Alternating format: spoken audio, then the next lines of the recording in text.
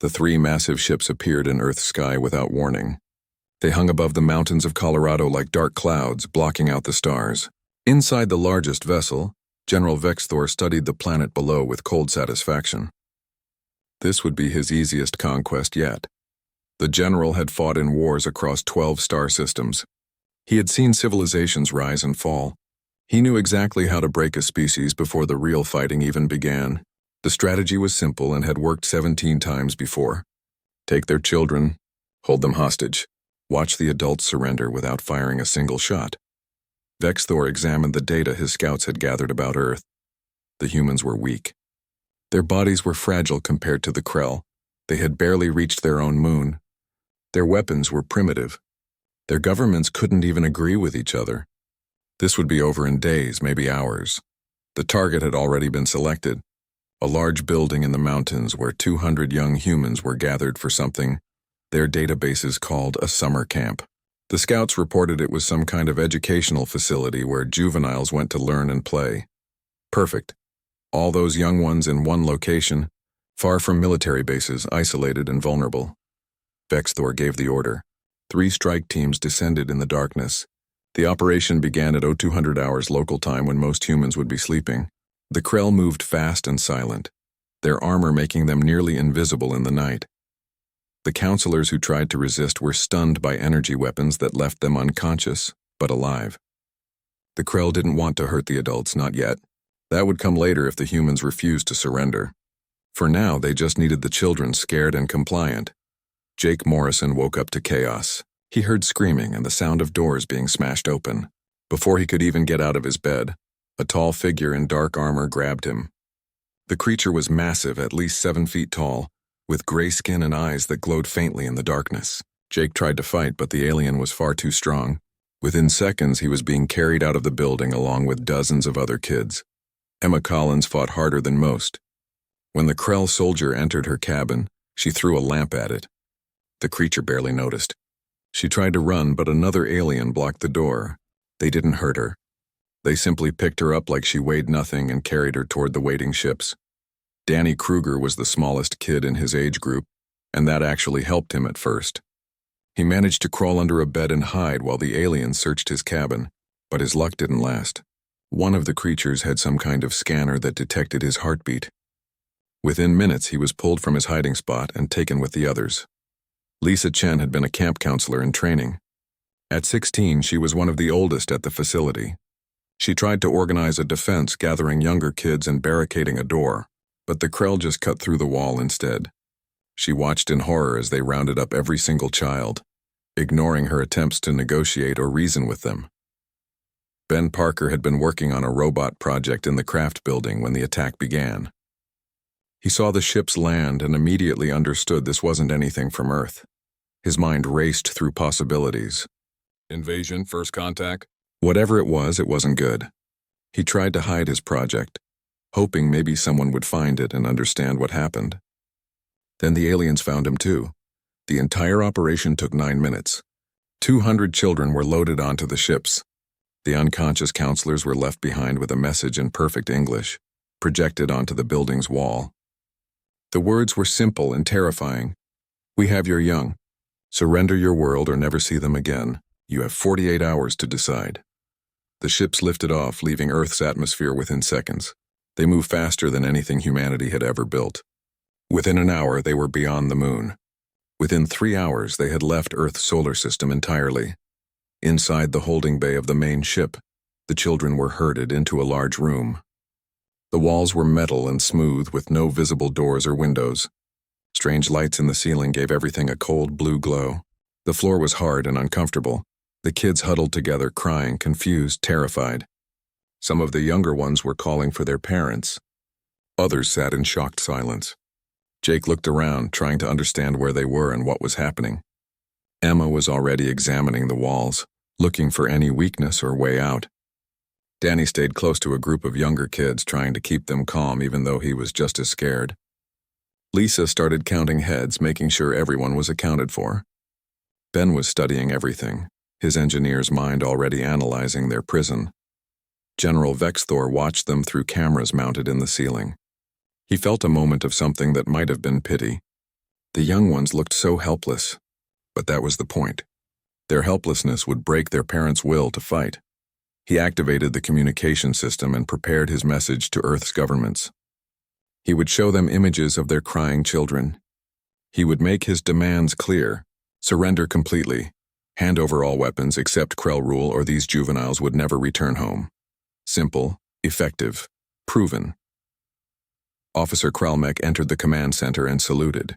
He was young for his rank, only 60 cycles old, and this was his first major operation. He had been assigned to guard the prisoners because it was considered an easy job. Watch some scared younglings. Make sure they didn't hurt themselves. Nothing complicated. Vexthor gestured at the screen showing the holding bay. They appear distressed but manageable. Standard behavior for newly captured juveniles. Keep them fed and unharmed. They are our leverage. In 2 days this world will belong to the Krell Empire. Kralmek nodded. He had studied the intelligence reports on humans. They were classified as a Class 4 species.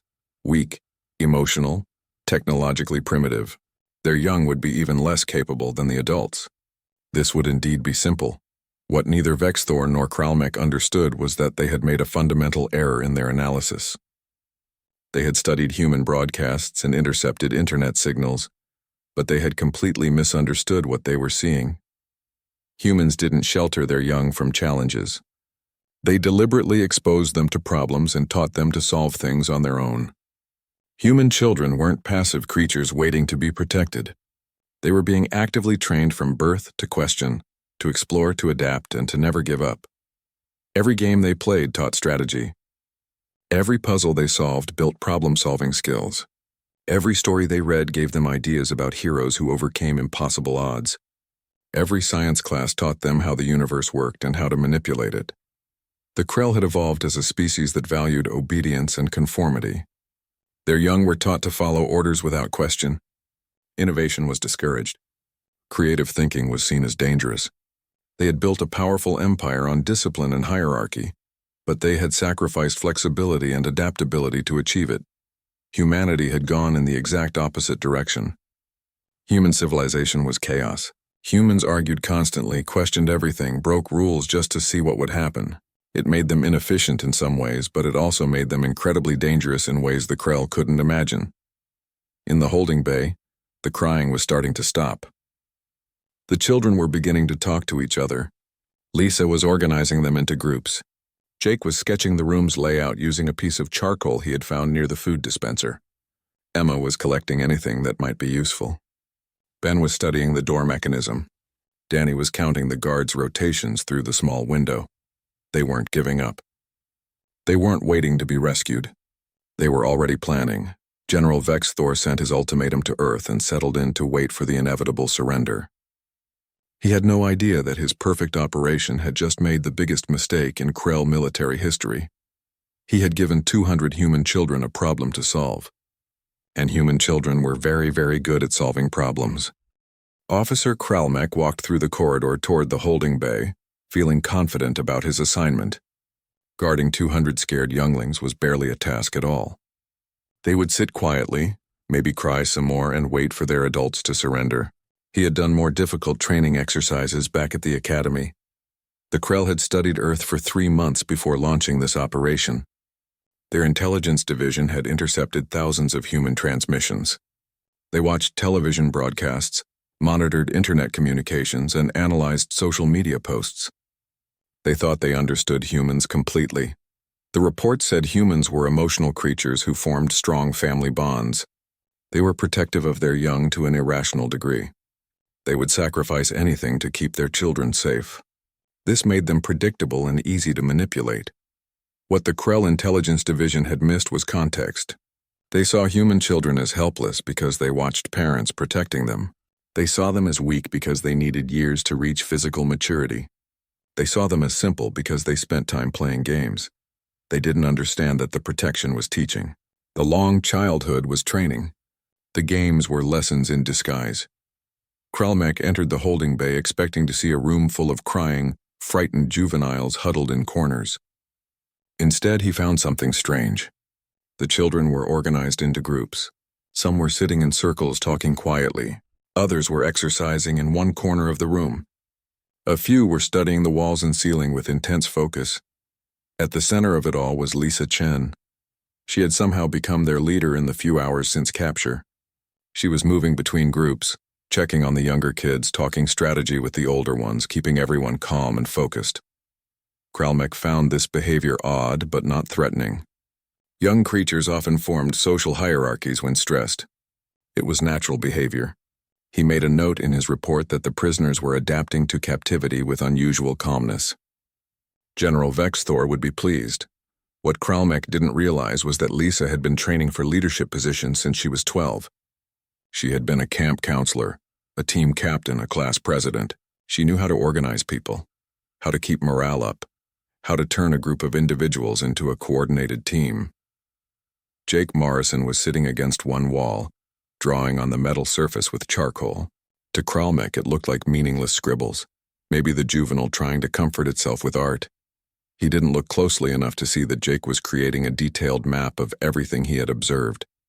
The layout of the corridors they had been marched through, the positions of cameras in the ceiling, the timing of guard rotations, the location of what looked like access panels.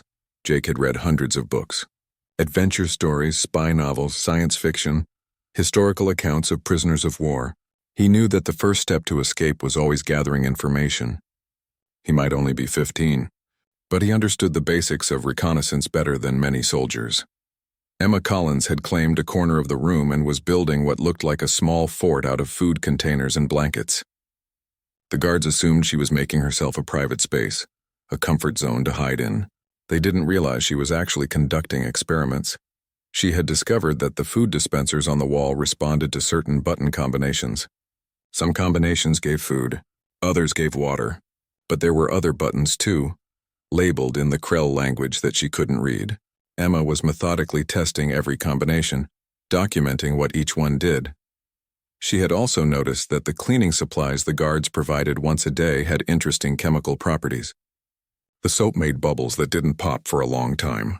The sanitizer had a strong smell that reminded her of alcohol. The floor cleaner seemed acidic based on how it reacted with the metal floor. Emma had earned top marks in her high school chemistry class. Her teacher had always warned the students about mixing chemicals without proper safety equipment. Now Emma was mentally cataloging everything in the room and thinking about what reactions might be possible. She wasn't planning to drink the cleaning supplies. She was planning to make weapons. Ben Parker had made friends with the youngest kids in the group. He was sitting with them, telling stories and playing simple games to keep them from being too scared. The guards saw this as positive. The older juvenile was helping maintain order. What they didn't see was that Ben was also studying the door mechanism every time a guard entered or left. He watched how they activated it. He looked for patterns in the security system. He memorized the sounds it made, the lights that flashed, the sequence of events. Ben had been building robots and computers since he was 8 years old. He understood systems, how they worked, how they could be hacked or manipulated. To him, the Krell security system was just another machine. And all machines had weaknesses. Danny Kruger was doing something even more clever. He was playing scared. He would cry whenever guards came near. He would act helpless and weak. The Krell guards started to relax around him, seeing him as the least threatening prisoner of all. But when the guards weren't looking, Danny was moving through the room, passing messages between the different groups. He was small enough to slip through tight spaces. He was quiet enough to avoid attention. He became their messenger, their scout, their eyes and ears. Danny had 3 older brothers who used to pick on him for being small. He had learned early how to be overlooked, how to move without being noticed, how to use his size as an advantage instead of a weakness. On the second day of captivity, the first shift in power happened so subtly that the Krell didn't even notice it. A guard named Trelvon came to deliver the evening meal. He was young, low-ranking, and not particularly bright. He also made a mistake. He left his supply cart just inside the door while he distributed food packets. Emma saw her chance. She caused a distraction by pretending to faint. While all the guards rushed to check on her, Danny slipped over to the cart and grabbed several items. A maintenance tool, a data pad that had been left on the bottom shelf, a package of cleaning supplies that were stronger than what they usually got. The theft took 5 seconds. By the time the guards realized Emma was fine and just overheated, Danny had already hidden everything in different locations around the room. The guards never even knew anything was missing. That night, while most of the children slept, a small group stayed awake. Lisa, Jake, Emma, Ben, and Danny met in the corner of the room farthest from the cameras. Jake showed them his maps. He had figured out the basic layout of the ship, based on the sounds he could hear through the walls and the paths they took during the initial capture. Emma showed them the maintenance tool and explained her ideas about the chemicals. She thought she could make something that would create smoke or maybe a loud noise. Not enough to hurt anyone, but enough to cause confusion. Ben examined the data pad. It was locked, but he had been watching the guards enter their codes. He had narrowed it down to about 50 possible combinations. He thought he could crack it within a day or two. Danny reported on the guard patterns. He had counted at least 12 different Krell soldiers who rotated through their area. Most looked bored. A few looked nervous. One or two seemed almost sympathetic. He thought maybe some of them could be manipulated or tricked. Lisa listened to all of this and started forming a plan. They couldn't overpower the Krell. That was impossible. But they didn't need to. They just needed to be smarter. They needed to find weaknesses and exploit them. They needed to make the Krell underestimate them even more than they already did. She assigned tasks. Jake would continue mapping. Emma would work on her chemical experiments. Ben would crack the data pad. Danny would study the guards and find the weak links, and Lisa would keep everyone organized and ready. They weren't going to wait for rescue. They were going to save themselves. In his command center, General Vexthor reviewed the daily reports. Officer Kralmek noted that the prisoners remained calm and cooperative. No incidents. No violence. No escape attempts. The human younglings were accepting their captivity exactly as predicted. Vexthor was pleased. Earth's governments had not yet responded to his ultimatum, but they would. They always did. In another day, maybe two, the surrender would come. The Krell Empire would add another world to its collection. He looked at the camera feeds showing the holding bay. Most of the children were sleeping. A few were awake, talking quietly or sitting alone. They looked helpless, harmless, defeated. Vexthor had conquered 17 worlds using this exact strategy. He had kidnapped the young of dozens of species.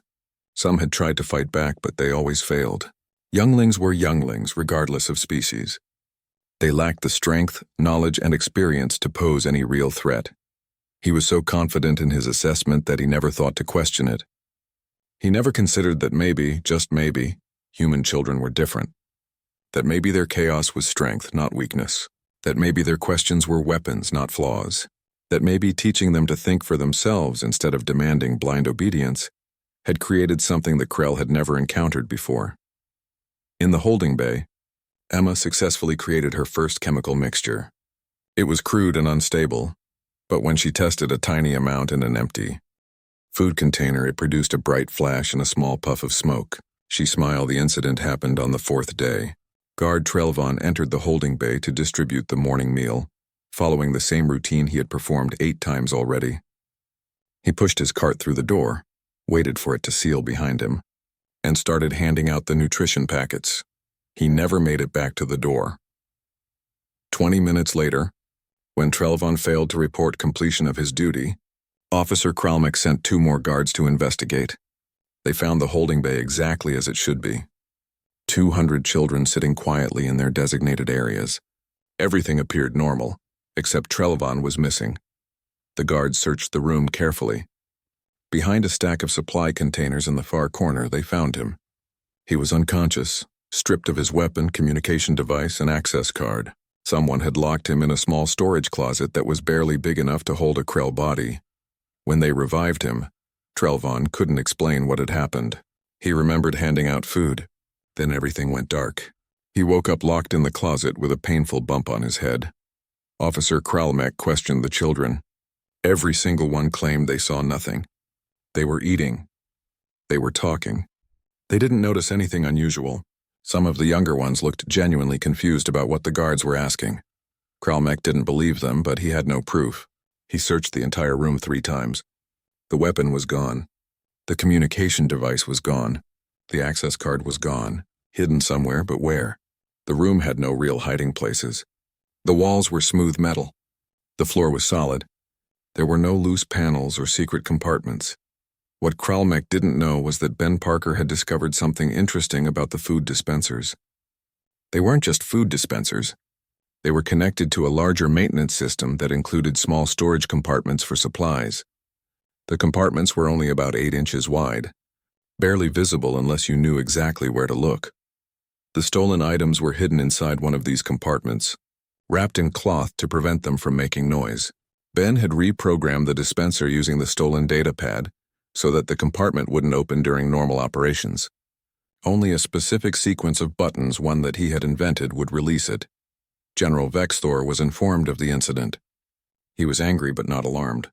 This was likely a desperate act by one or two of the older juveniles. Perhaps they thought stealing a weapon would somehow help them. It was foolish and pointless, but younglings often did foolish things when scared. He ordered increased security. Instead of 2 guards per shift, there would now be 6. He also ordered that all guards should work in pairs inside the holding bay. No one should be alone with the prisoners at any time. Kralmek implemented the new security protocols immediately. The children would have no more opportunities for whatever small rebellion they were attempting. That night at 300 hours, the ventilation system in Section 7 shut down without warning. Alarms blared. Guards rushed to evacuate the area before oxygen levels became dangerous. The malfunction lasted exactly 8 minutes. When the guards returned and entered the holding bay for a head count, they discovered 12 children were missing, gone, vanished into thin air. Panic spread through the Krell crew. How had 12 juveniles escaped from a locked room that 6 guards had been watching? Where had they gone? More importantly, how had they shut down the ventilation system? The answer was hiding in the walls. Literally. Ben had used the stolen access card and data pad to map out the ship's maintenance tunnels. These were narrow passages designed for small repair drones, not for living beings to travel through. They were barely 2 feet wide in most places, but human children could fit where Krell soldiers could not, especially the smaller ones like Danny. During the fake ventilation emergency, while guards were focused on evacuation procedures, Danny had opened a maintenance hatch that Ben had identified. 12 kids had squeezed through in less than 90 seconds.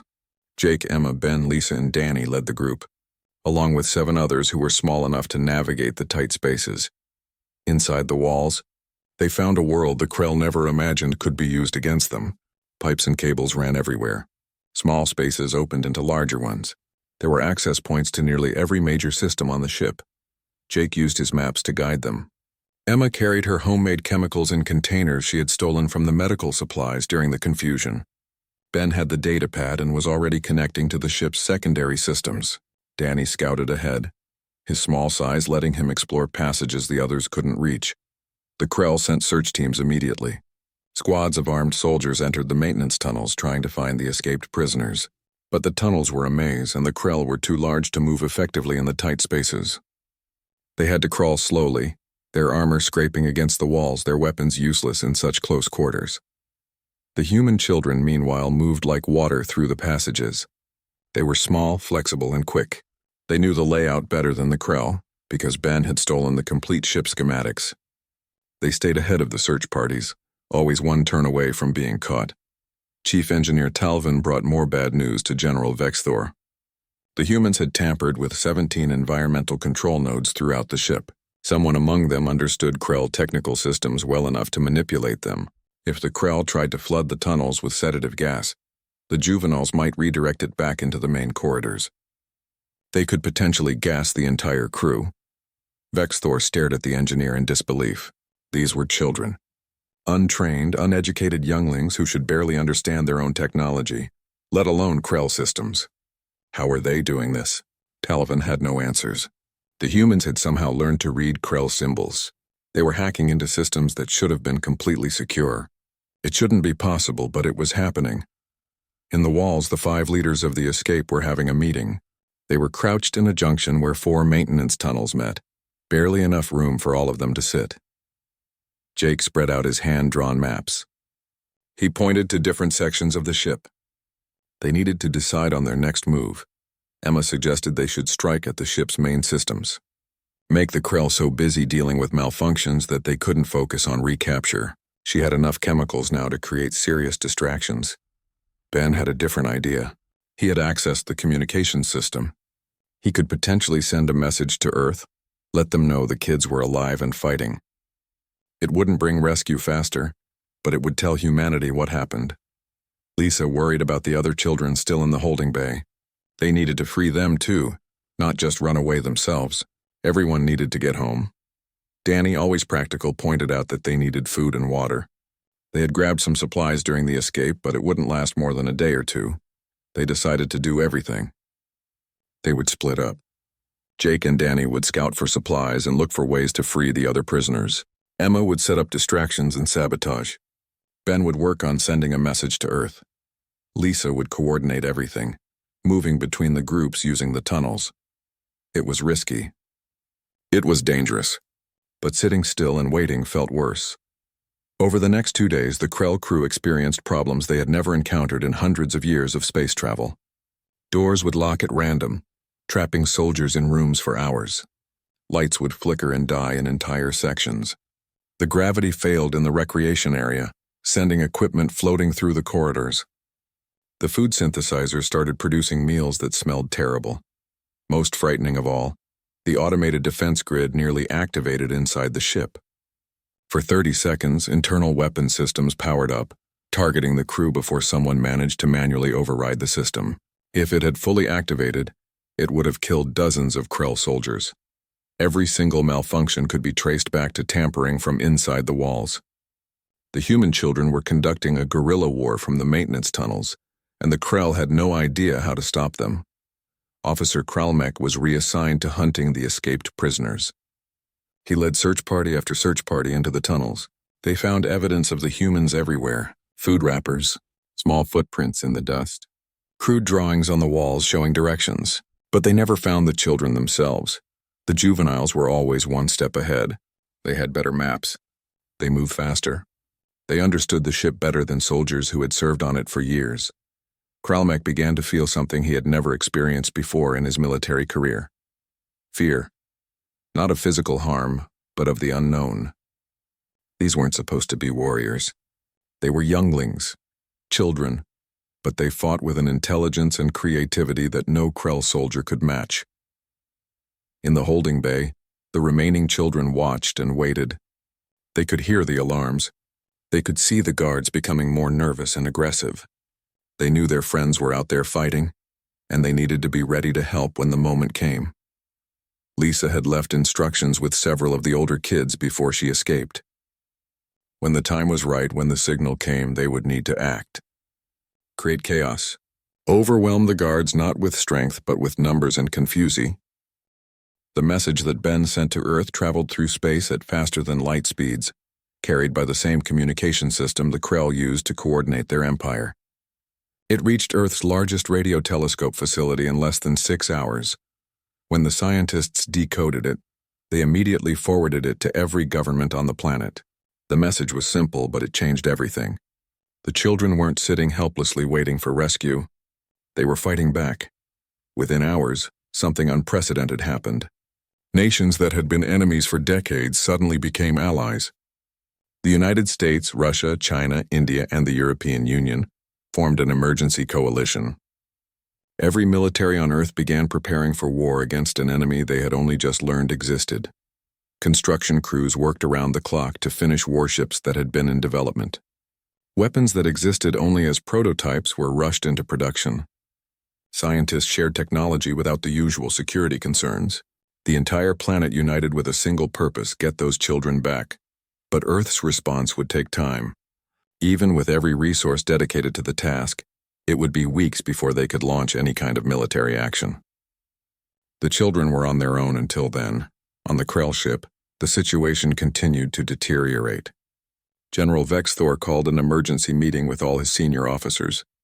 They gathered in the command center, their expressions showing worry that Krell soldiers were trained never to display. Officer Kralmek reported first. 3 more guards had been incapacitated in the past day. One had been trapped in a room when the door mysteriously sealed. Another had slipped on some kind of substance that made the floor impossibly slippery. The third had been knocked unconscious by a makeshift device that dropped from an air vent. The escaped children now had 7 weapons, 5 communication devices and enough stolen equipment to outfit a small military unit. They had taken control of major sections of the maintenance system. They could apparently shut down or activate almost any non-critical system on the ship. Chief Engineer Talvin added his own concerns. The humans had figured out how to access the ship's computer network. They weren't just randomly causing problems anymore. They were learning. They were studying Krell technology and using it against them with increasing sophistication. The most disturbing part was how fast they learned. A system that was secure yesterday would be compromised today. Passwords that were changed in the morning were cracked by evening. It was as if the juveniles' brains worked faster than adult Krell minds. What the Krell didn't understand was that human children had grown up in the information age.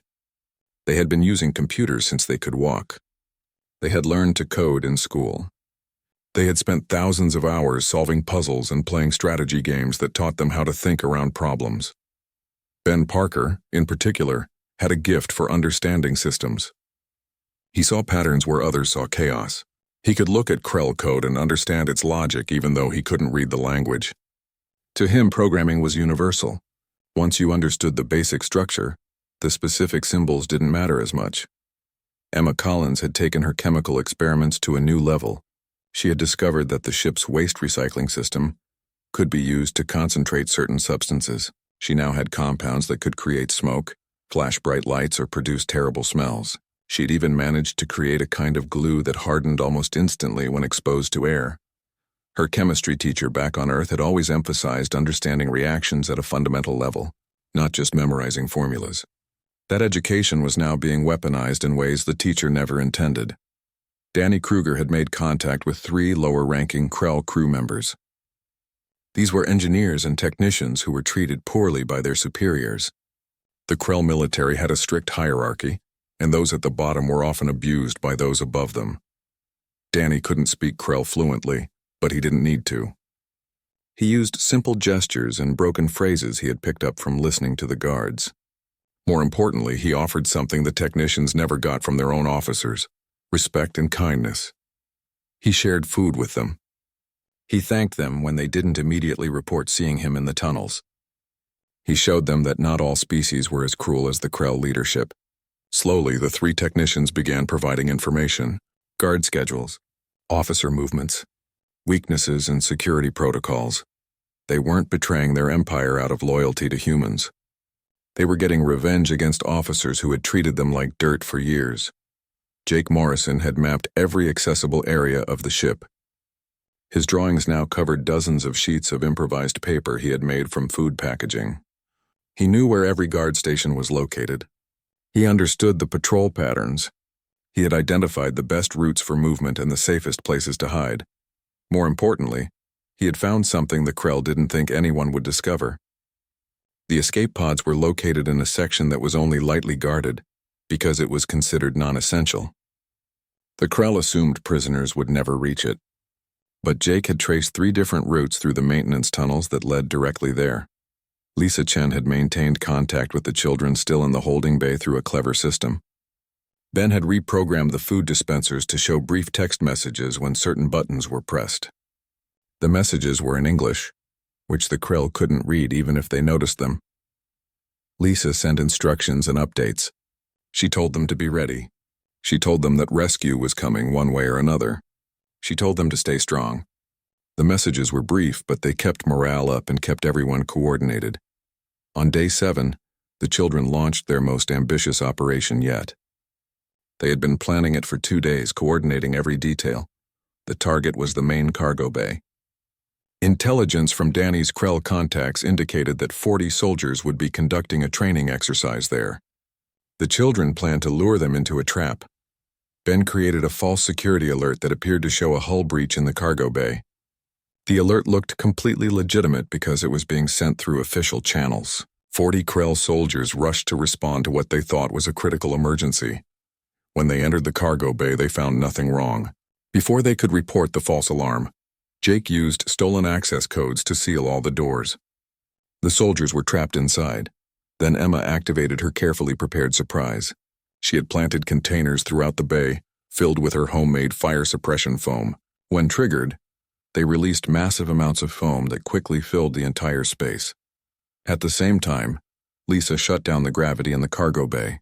The Krell soldiers suddenly found themselves floating in a room rapidly filling with foam. They couldn't see. They couldn't orient themselves. They couldn't radio for help because the foam was blocking their communications. The children then entered through maintenance hatches that opened into the bay, moving with ease in zero gravity, something they had practiced by watching videos on the stolen data pad. They methodically relieved every soldier of their weapons and communication devices. Not a single human child was captured. Not a single Krell soldier was seriously hurt, though many were humiliated. 40 trained warriors had been completely neutralized by a group of teenagers using nothing but clever planning and improvised tools. When the doors finally opened and the foam was cleared, the soldiers stumbled out disarmed, soaking wet and utterly demoralized. Their commander was furious. Their colleagues were shocked. The story spread through the entire Krell crew within hours. The human juveniles had just defeated 40 soldiers without throwing a single punch.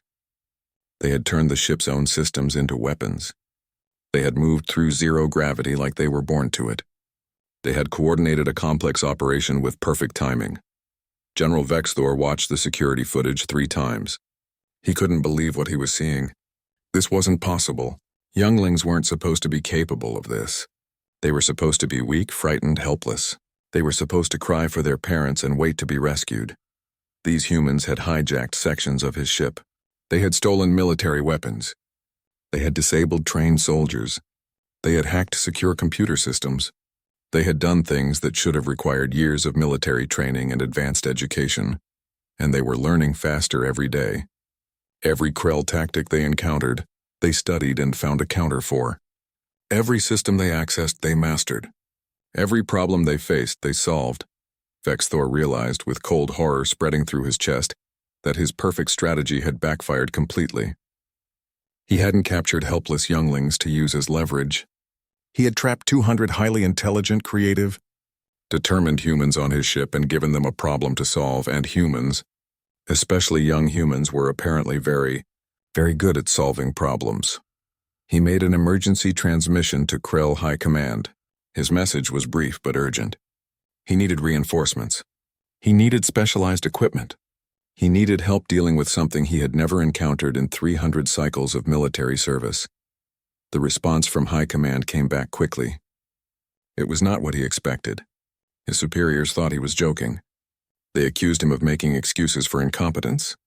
A decorated general requesting backup to handle 200 unarmed children. It was absurd. It was embarrassing. It was on day 10. Ben Parker made a breakthrough that changed everything. He had been studying the Krell database for days, learning everything he could about their technology, their empire, and their way of thinking. What he discovered was both fascinating and terrifying. The Krell Empire was built on absolute hierarchy and total obedience. Every member of their society had a rank, and everyone followed orders without question. Innovation was discouraged. Creative thinking was seen as dangerous. Independent thought was punished. Their military was powerful because it was disciplined, but that discipline came at a cost. They had sacrificed flexibility for strength. They had traded adaptability for order. They were incredibly good at following plans, but terrible at dealing with unexpected situations. Humans were the complete opposite. Human society was chaos. People argued constantly. Everyone questioned authority. Rules were seen as suggestions rather than absolutes. It made human civilization messy and inefficient in many ways, but it also made them incredibly adaptable. Every human child was taught from birth to question everything. Why is the sky blue?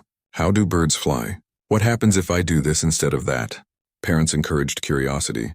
Schools rewarded creative thinking. Failure was seen as a learning opportunity rather than something to be punished. The Krell had created soldiers who were perfect at following orders. Humans had created children who were perfect at solving problems. Ben shared this information with the others during their meeting in the maintenance tunnels. They were gathered in a larger junction this time, one they had converted into a kind of command center. They had supplies, weapons, and most importantly, they had information. Jake spread out his maps. Emma had her collection of chemical weapons ready. Danny reported that his 3 Krell contacts were willing to help more actively now. Lisa looked at all of them and made a decision. They were going to end this. Not by escaping, not by waiting for rescue, by taking control of the entire ship and forcing the Krell to take them home. The plan was ambitious to the point of being crazy. But looking at their track record over the past 10 days, maybe crazy was exactly what they needed. They would coordinate with the children still in the holding bay. At a specific signal, those kids would create maximum chaos, overwhelm the guards not with violence but with noise, confusion, and sheer numbers. At the same time, the 5 in the walls would strike at critical systems throughout the ship. The goal wasn't to destroy anything. It was to make the Krell realize they had lost control. Show them that continuing to hold 200 human children hostage was more dangerous than letting them go. Ben had discovered something crucial in the database. The Krell life support systems were very specific. They needed certain temperature ranges and oxygen levels that were narrower than human requirements. Humans could survive in conditions that would leave Krell gasping for air or shivering from cold. If the children could take control of environmental systems, they could make the ship uncomfortable for the Krell without endangering themselves. Not enough to kill anyone, but enough to prove a point.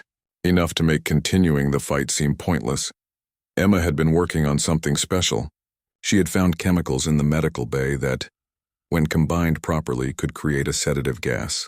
Not strong enough to be deadly, but enough to make someone very sleepy very quickly. She had already synthesized enough to flood several decks of the ship. Danny's Krell contacts had provided crucial information about guard schedules and officer locations. They had also agreed to cause some distractions of their own.